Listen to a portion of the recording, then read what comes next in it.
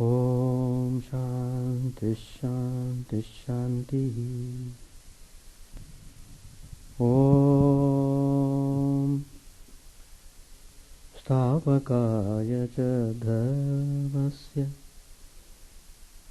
sarvadharma swarupine Stavakaya cha dharmasya sarvadharma swarupine Avatara varishtaya Ramakrishna te namaha Asato ma sadgamaya Tamaso ma jyotirgamaya Mrityormamritangamaya Om Shanti Shanti Shanti. Let us offer our salutations to Sri Ramakrishna, the embodiment of all religions, the Supreme God Incarnate. Let us pray to Him to lead us from the unreal to the real, to lead us from the darkness of ignorance to the light of knowledge, to lead us from death to immortality. We have been studying Gospel of Sri Ramakrishna, and today also I am continuing the topic Sri Ramakrishna answers questions. All these questions are very common, and through Sri Ramakrishna's answers we are all immensely benefited and inspire us in our spiritual path.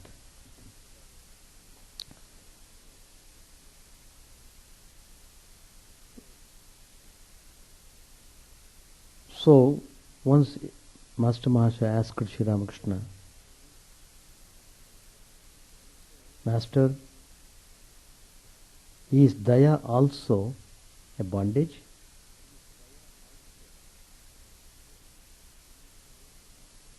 Sri Ramakrishna answers, yes, it is. That's also a bondage.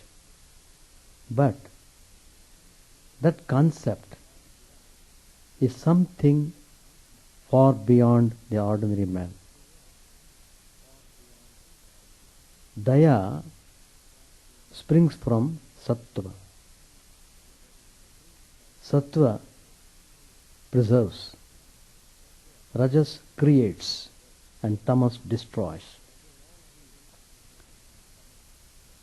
We are all under the three gunas, Sattva, Rajas, Tamas. Our whole life is being propelled by these gunas. We act according to our gunas. So, in a way, these gunas are controlling us, making us helpless.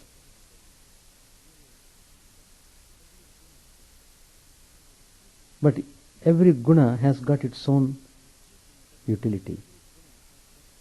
Of the three gunas, Sattva is the most needed guna for proceeding towards spiritual life. But Brahman, from whom this whole creation has emerged, he is beyond the three gunas, as it is beyond Prakriti. Prakriti was projected by Brahman, so he is the source of everything. None of the three gunas can reach truth. And Sri Ramakrishna tells a very nice parable in this connection. These three gunas, sattva, rajas, tamas, they are also like robbers who cannot come to a public place for fear of being arrested. Then Sri Ramakrishna tells the story.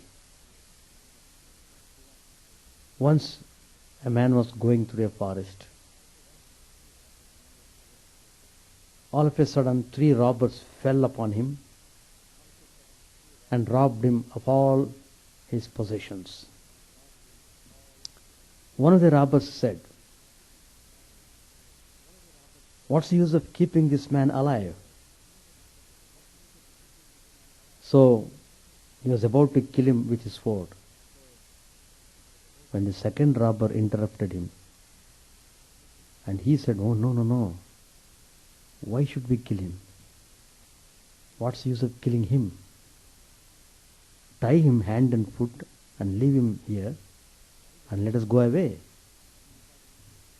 So accordingly the robbers bound the hands and feet of this man, and then they went away. After a while,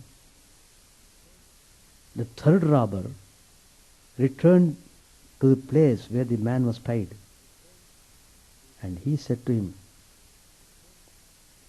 "Well, I am sorry. Are you hurt? I will release you from your bonds." So he set the man free. So the man was highly pleased by the conduct of this thief. So he requested him to come with him.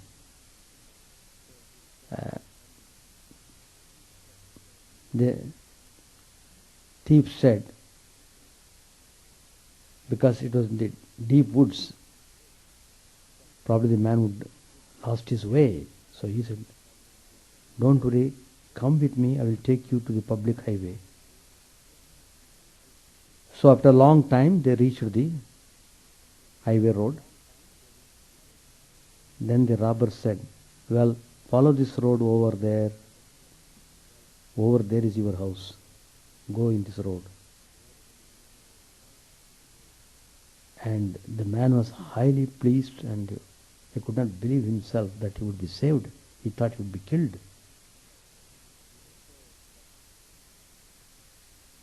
So he requested him to come to his home and have some refreshments, some snacks and tea. "You have been very good to me, so please come," like that he pleaded. Then the robber replied, "No, no, no, I can't go there. The police will know it."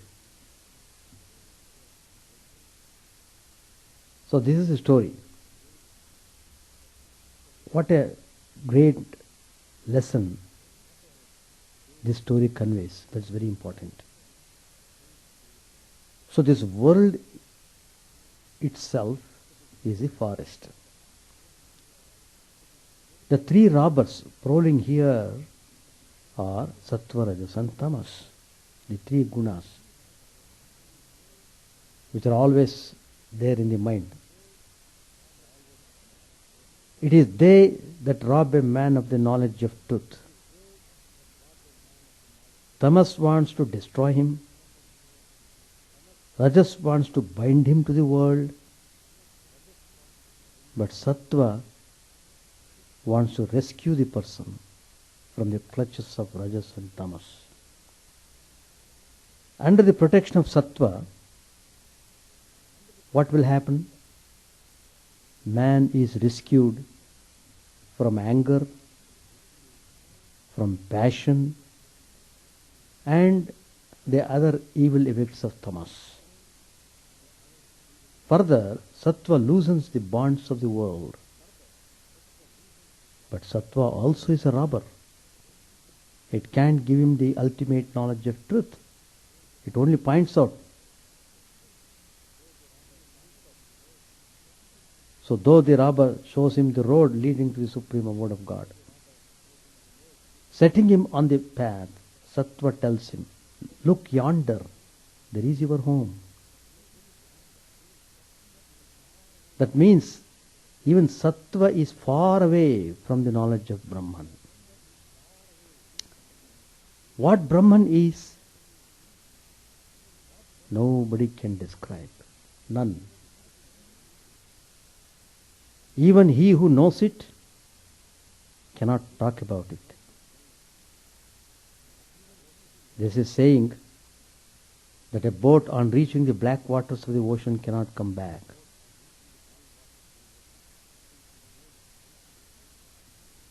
Again, Sri Ramakrishna tells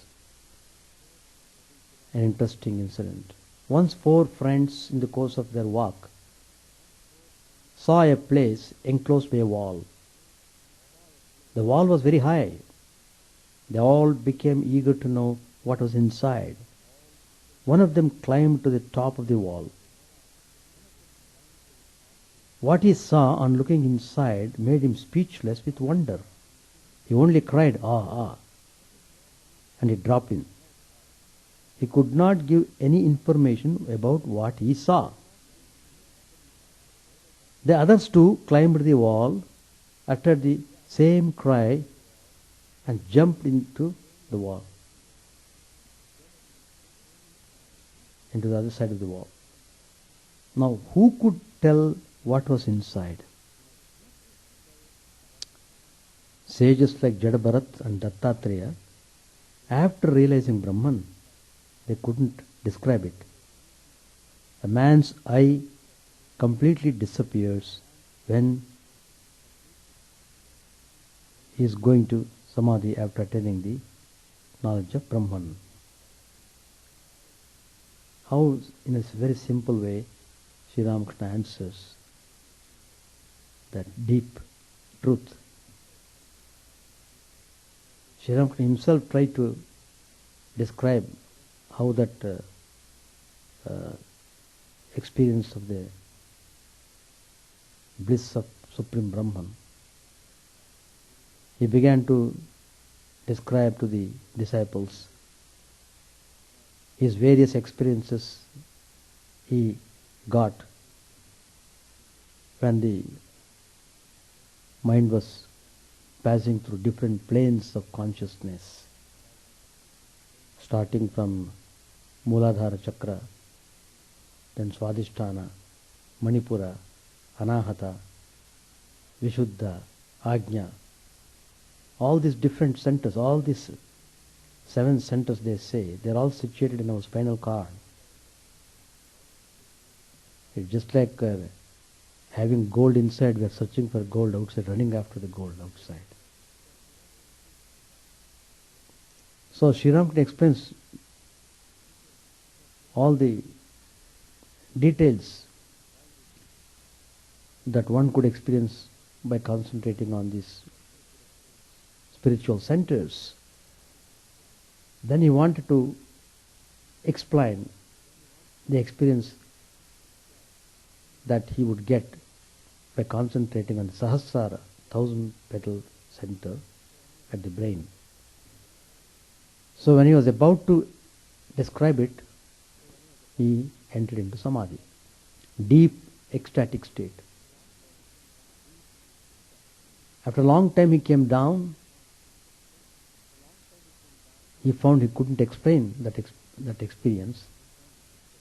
So he said, well, I will try again. And again he tried. As soon as the mind entered into Sahasrara center, again he got into deep Samadhi. So 2-3 times he tried, 2-3 times he could not do anything. Then Sri Ramakrishna made a very significant statement. That state cannot be described because the subject-object relationship ceases there. Who is to tell to whom? So one only exists. Finished. So it is beyond the range of mind. So it cannot be described. That's what the Upanishad also says. Yato vacho nivartante. None can reach that highest state. It's transcendental state. When one enters into that state, that is the final realization.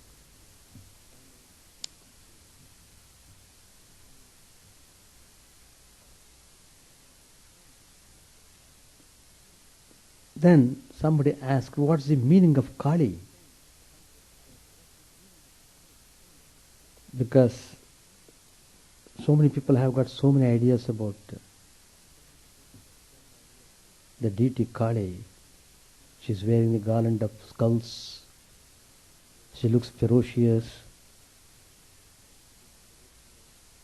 And people cannot understand the significance of this deity. So Sri Ramakrishna himself explains the meaning of Kali. And whatever Sri Ramakrishna says has tremendous effect and it inspires. The reason is all his expressions were the outcome of his own experiences. So he's just speaking out his experiences with the devotees. So Sri Ramakrishna says, who is Kali? She who communes with Mahakala. Mahakala means the Absolute. She who communes with Mahakala is Absolute. She who communes with Mahakala, the Absolute, is Kali. She is formless, and again she has forms. If you believe in the formless aspect, nothing to worry, then meditate on Kali as that. If you meditate on any aspect of her with firm conviction, she will let you know her true nature. After all, you are meditating on the Divine Mother. So she will reveal everything, whatever you wanted. That which is Brahman is also Kali, the mother, the primal energy. When inactive, it is called Brahman. When creating, preserving and destroying, it is called Shakti. So Sri Ramakrishna gives an example. Still water is an illustration of Brahman. The same water moving in waves may be compared to Shakti, Kali. That which is Shama is also Brahman. That which has attributes, again, has no attributes. These are only two aspects, male and female, of the same reality. Take the image of Shiva and Kali. Kali stands on the bosom of Shiva. Shiva lies under her feet like a corpse. Kali looks at Shiva. All this denotes the union of Purush and Prakriti. Purush is inactive. Prakriti performs all her activities in conjunction with Purusha. Oh, she plays in different ways. When there were neither the creation nor the sun, the moon, and when darkness was enveloped in darkness, the mother, the formless one, Mahakali, was one with Mahakala, the Absolute. Shama Kali has a somewhat tender aspect. She is the dispenser of boons and the dispeller of fear. People worship Raksha Kali, the protectress in times of epidemic, famine, earthquake, drought and flood. There is another aspect of Kali, that is Smashana Kali. She is the embodiment of the power of destruction. She resides in the cremation ground, surrounded by corpses. From her neck hangs a garland of human heads, and around her waist is a girdle of human hands. Cut the reins, cut them with the sword of God's name. The shackles of Kala, time, are cut by Kali's name. So if you just hold on to the divine name, then all the shackles are cut asunder and you'll be able to realize the truth. One of the Brahma devotees asked Sri Ramakrishna, "Sir, why are there so many different opinions about the nature of God? Some say God has form, some say He is not. Again, those who speak of God with form tell us about His different forms. Why all this controversy?"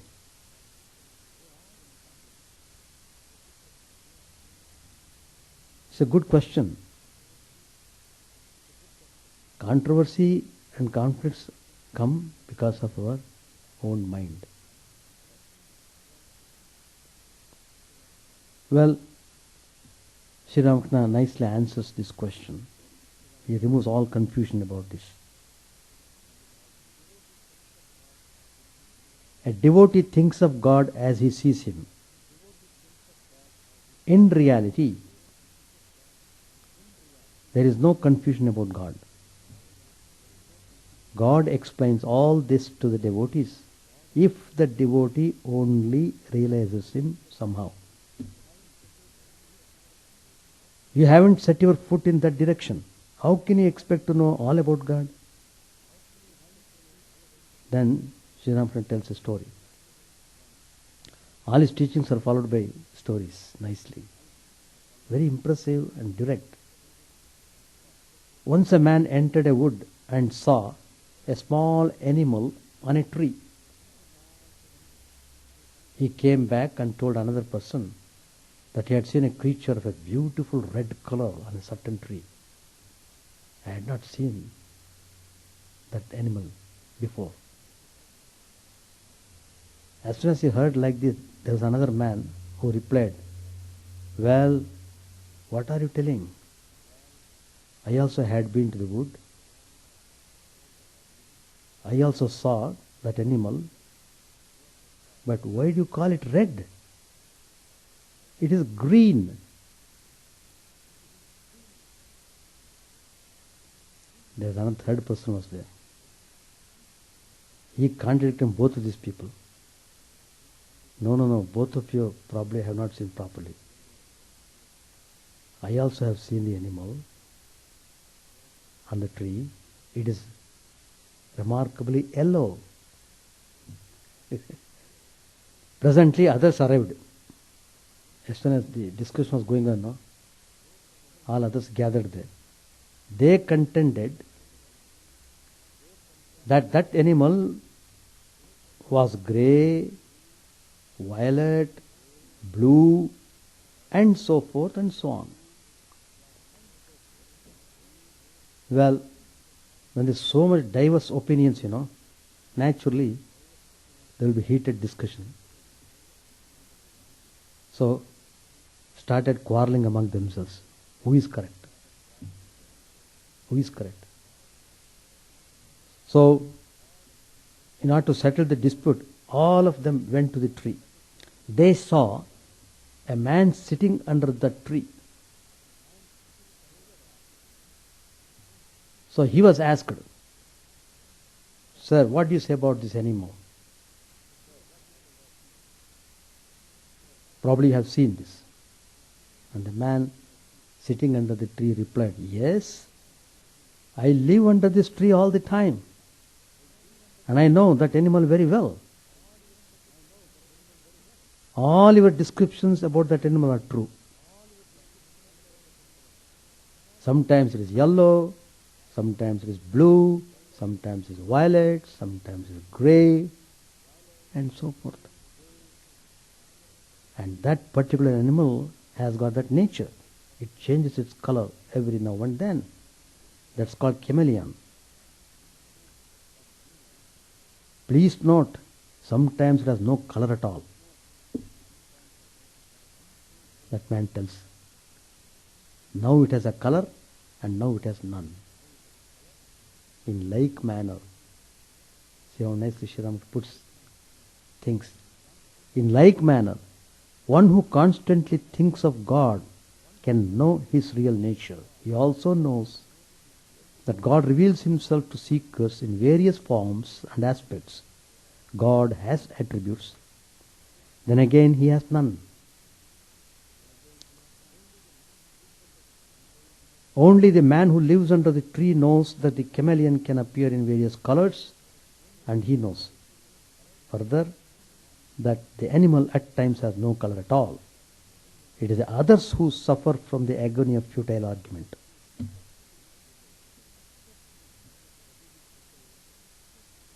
Kabir used to say, all these words are Sri Ramakrishna's in the gospel. The formless absolute is my father, and God with form is my mother. How he reconciles both these aspects of God. So when you come to Sri Ramakrishna, all your conflicts get destroyed. So that's the beauty of Sri Ramakrishna's teachings. God reveals himself in the form which his devotees loves most. His love for the devotee knows no bounds. It is written in the scriptures that God assumed the form of Rama for his heroic devotee Hanuman. The forms and aspects of God disappear when one discriminates in accordance with the Vedanta philosophy. The ultimate conclusion of such discrimination is that Brahman alone is real and this world of names and forms illusory. It is possible for a man to see the forms of God or to think of him as a person only so long as he is conscious that he is a devotee. From the standpoint of discrimination, this ego of a devotee keeps him a little away from God. Another question. One person by name Jai Gopal, he asked this question.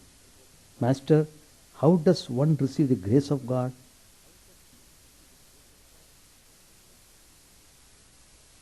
Sri Ramakrishna said, constantly you have to chant the name and glories of God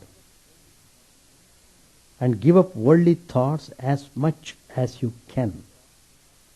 With the greatest effort, you may try to bring water into your field for your crops, but it may leak out through holes in the ridges. Then all your efforts to bring the water by digging a canal will be futile. You will feel restless for God when your heart becomes pure and your mind free from attachment to the things of the world. Then alone will your prayer reach God. And Sri Ramakrishna gives a nice example. A telegraphic wire cannot carry messages if it has a break or some other defect. I used to cry for God all alone with a longing heart.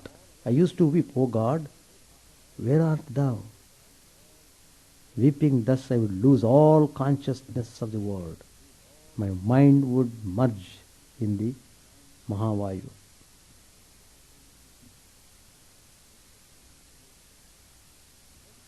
Another question. How can one attain yoga? Sri Ramakrishna tells, by completely renouncing attachment to worldly things. See, this attachment, what does it do? It keeps your mind all the time on this object on which you have attached yourself. All the time. I see many times walking in the lake shore, many people come there with their dogs. Sometimes one person brings 3 dogs as if one is not enough. 3. What is he doing? All through his walking, he is looking in all the time, all these 3 dogs. What that one is doing, what the second one is doing, what the third one is doing, and he's pulling them, and it runs, he pulls them, all through. And he stops, he cannot walk also properly, because the dogs, they smell and they dance, they roll on the ground, all those things they do. If another dog comes on, in the meantime, so if some other person brings another dog, so these dogs want to play with that dog. It's nice to see the whole drama. So, I have seen throughout my walking, and this fellow has not walked even 20 feet, because he is always engaged in this movement of his dogs, That is attachment. Suppose he had not these 3 dogs with him, he would have walked nicely, he would have got good exercise for his body. That's called blind attachment. Attachment without it takes away your reasoning. Finished. You simply you have got reasoning mind. No, reasoning stops. When attachment is there, reasoning stops. Well,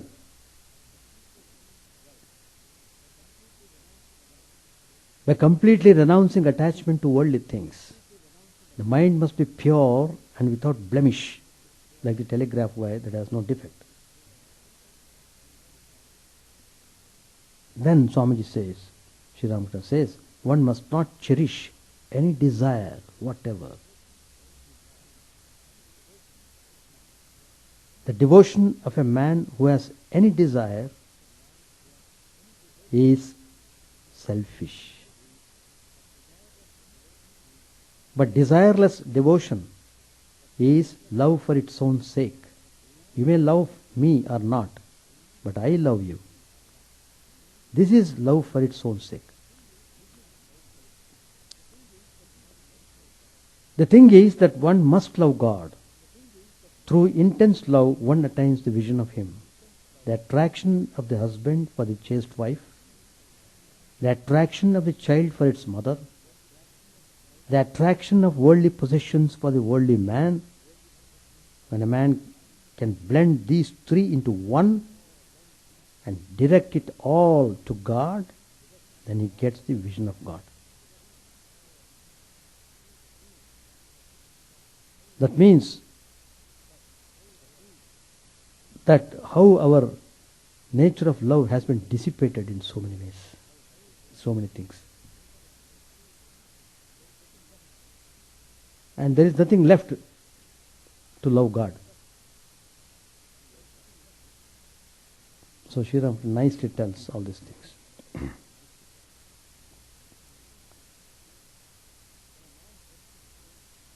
Can a man blessed with grace of God ever lack knowledge? This question asked was posed by Sri Ram himself. And then he answers it. At Kamarpukur, I have seen grain dealers measuring paddy. As one heap is measured away, another heap is pushed forward to be measured. The mother supplies the devotees with the heap of knowledge.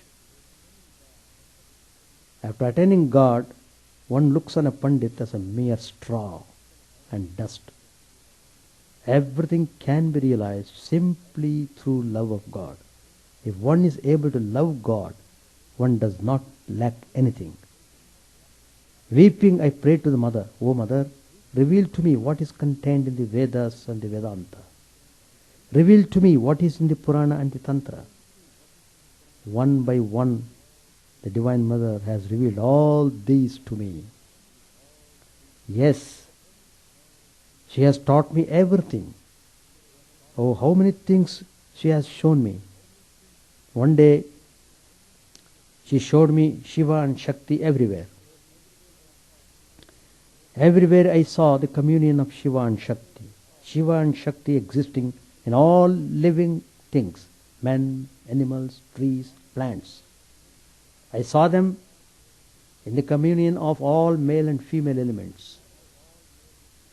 Another day, I was shown heaps of human heads, mountain high. Nothing else existed, and I was seated alone in their midst. Still another day, the Divine Mother showed me an ocean, taking the form of a salt dole. I was going to measure its depth. While doing this, through the grace of the Guru, I was turned to stone. Then I saw a ship and at once got into it. The helmsman was the Guru. I hope you pray every day to Sachidananda, who is the Guru. Do you? These are all deep mysteries. What can you understand through reasoning? You will realize everything when God Himself teaches you. Then you will not lack any knowledge.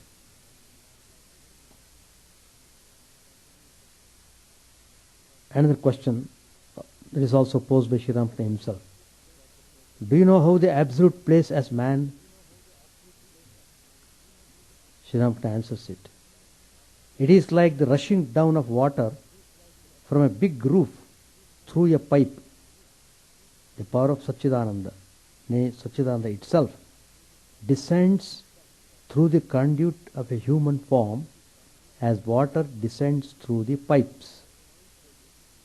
Only 12 sages, Bharadwaja and the others, recognized Rama as an incarnation of God. Not everyone can recognize an incarnation. It is God alone who incarnates Himself as man to teach people the ways of love and knowledge. Well, what do you think of me? Once my father went to Gaya. There, Raghuveer said to him in a dream, I shall be born as your son. Thereupon my father said to him, O Lord, I am a poor Brahmin. How shall I be able to serve you? Don't worry about it, Raghuveer replied. It will be taken care of.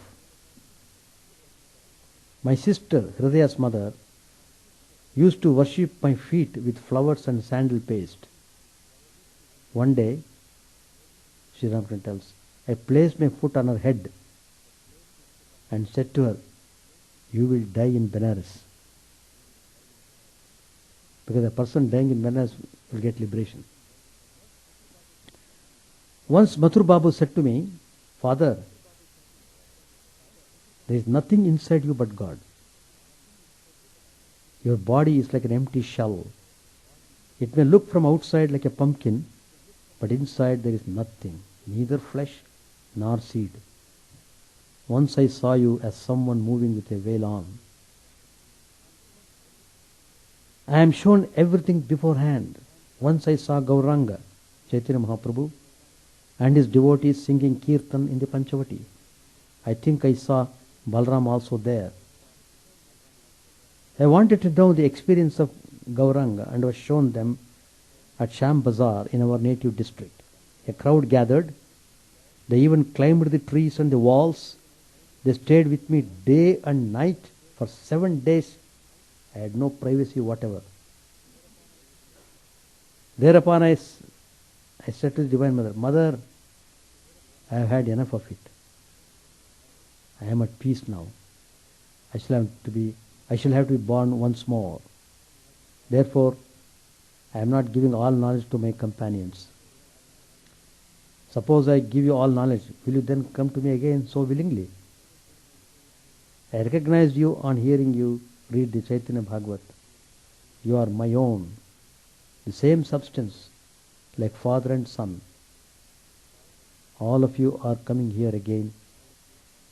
When you pull one part of the Kalmi creeper, all the branches come toward you. You are all relatives like brothers. Suppose Rakhal, Harish and the others had gone to Puri and you were there too.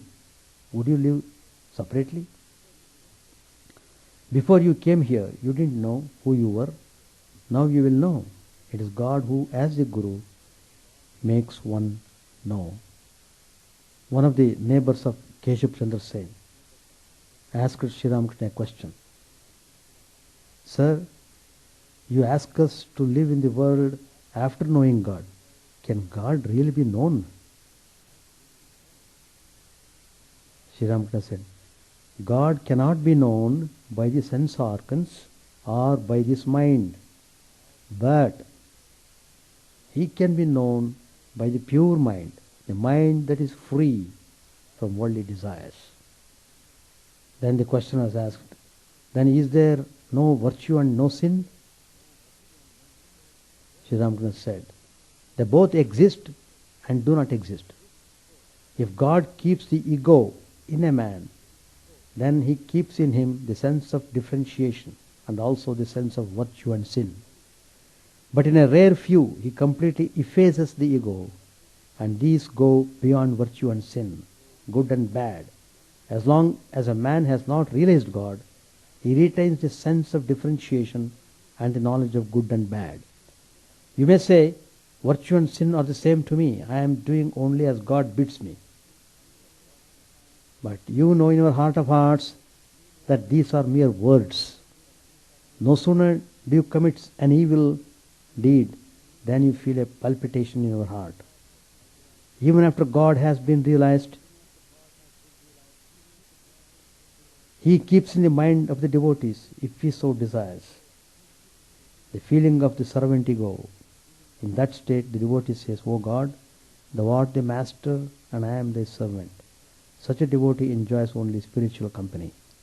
He doesn't enjoy the company of the ungodly people. He doesn't care for any work that is not of a holy nature. So you see that God keeps the sense of differentiation even in such a devotee. Who can know God? Right? Sri Ramakrishna said, who can really know Him? But as for us, it is enough to know as much as of Him as we need. What need have I for a whole well of water? One jar is more than enough for me. An ant went to a sugar hill. Did it need the entire hill? A grain or two of sugar was more than enough. Question. Sir, we are like typhoid patients. How can we be satisfied with one jar of water? We feel like knowing the whole world. We feel like knowing the whole of God. Sri Ramakrishna said, that's true. But there is also medicine for typhoid. The company of holy men, repeating the name to God and singing His glories, and unceasing prayer. I pray to the Divine Mother, O Mother, I don't seek knowledge. Here, take thy knowledge, take thy ignorance. Give me only pure love for thy lotus feet. I don't ask for anything else. As is the disease, so must be the remedy.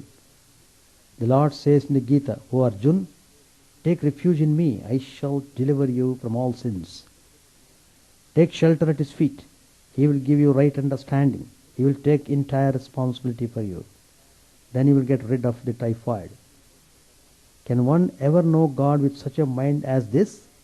Can one pour 4 shares of milk into a 1 share pot?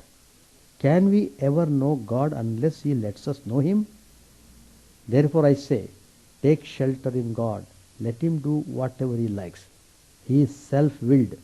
What power is there in a man? So like this, Sri Ramakrishna has answered many questions which are very useful for us. So, to start spiritual practice with all earnestness and make use of the human life as much as you can in the best way. Page 879. It was about 6:30 in the morning when M arrived at Shampoo and asked Sri Ramakrishna about his health.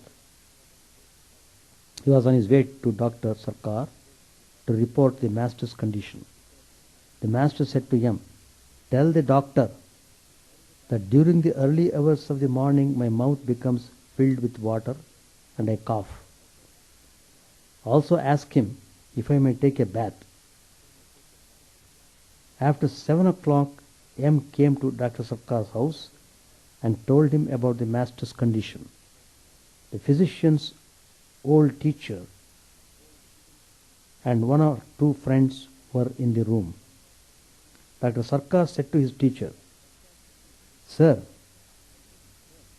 I have been thinking of the Paramahams since 3 in the morning." Paramahamsa means referring to Sri Ramakrishna. "I couldn't sleep at all. Even now he is in my mind."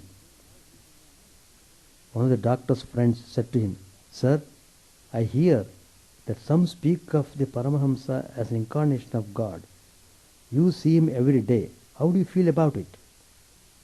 Doctor said, "I have the greatest regard for him as a man." M to the doctor's friend, failed to see 2 or 3 patients. When the next day I go to their houses of my own accord, I can't accept any fee since I am seeing them without being called. How can I charge them for my visit? The conversation turned to Mahima Chakravarti.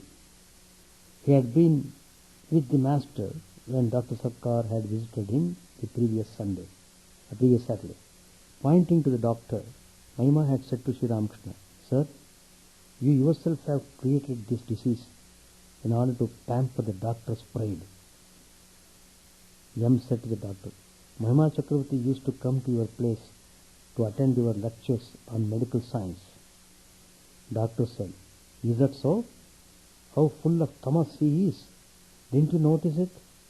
I saluted him as God's lower third. There exists in God sattva, rajas and tamas. Tamas is the third and an inferior quality. Didn't you hear him say to the Paramahamsa, 'You yourself have created this disease in order to pamper the doctor's pride'?" Yam said, "Mahima Chakravarti believes that the Paramahamsa can cure his disease himself if he wants to." Doctor, "What? Cure that disease himself? Is that possible? We are physicians. We know what cancer is. We ourselves cannot cure it. And he too cure himself. Why? He doesn't know anything about cancer." To his friends, "The illness is no doubt incurable, but these gentlemen have been nursing him with sincere devotion." M requested the doctor to visit Sri Ramakrishna and returned home. We shall stop here. Any questions to ask? All your questions are, yeah. Prakriti. There is nothing to carry by inactivity. Yeah. So Brahman is inactive. In its inactive position, it's called Brahman. In active position, it's called Prakriti. So, what is there to confuse? No more question? Any more? Chant the name of the Lord and His glory unceasingly, that the mirror of the heart may be wiped clean and quench that mighty forest fire, worldly lust, raging furiously within. O name streamed down in moonlight on the lotus heart, opening its cup to knowledge thyself, O self drowned deep in the waves of His bliss, tasting His nectar at every step, bathing in His name, that brought for weary souls. Various are thy names, O Lord, in each and every name thy power resides. No times are set, no rites are needful for chanting of thy name. So vast is thy mercy, how huge then is my wretchedness, who find in this empty life and heart no devotion to thy name. O my mind, be humbler than a blade of grass. Be patient and forbearing like a tree. Take no honor to thyself, give honor to all. Chant unceasingly the name of the Lord. O Lord and soul of the universe, mine is no prayer for wealth or retinue, the playthings of lust or the ties of fame. As many times as I may be reborn, grant me, O Lord, a steadfast love for thee. A drowning man in this world's fearful ocean is thy servant, O sweet one. In thy mercy consider him as dust beneath thy feet. How I long for the day when an instant's separation from thee, O Lord, will be as 1,000 years. For my heart burns away with its desire, and the world without thee is a heartless void. Prostrate at thy feet let me be in unwavering devotion, neither imploring the embrace of thine arms, nor bewailing the withdrawal of thy presence, though it tears my soul asunder. O thou who stillest the hearts of thy devotees, do with me what thou wilt, for thou art my heart's beloved, thou and thou alone. O Lord, lead us from the unreal to the real, lead us from darkness to light, and lead us from death to immortality. May all be free from dangers, may all realize what is good, may all be actuated by noble thoughts, may all rejoice everywhere, may all be happy, may all be free from disease, may all realize what is good, may none be subject to misery. May the wicked become virtuous, may the virtuous attain tranquility, may the tranquil be free from bonds, may the freed make others free. May good betide all people, may the sovereign righteously rule the earth, may all beings ever attain what is good, may the worlds be prosperous and happy. May the clouds pour rain in time, may the earth be blessed with crops, may all countries be freed from calamity, may holy men live without fear. May the Lord, the destroyer of sins, the presiding deity of all sacred works, be satisfied. For he being pleased, the whole universe becomes pleased. He being satisfied, the whole universe is satisfied.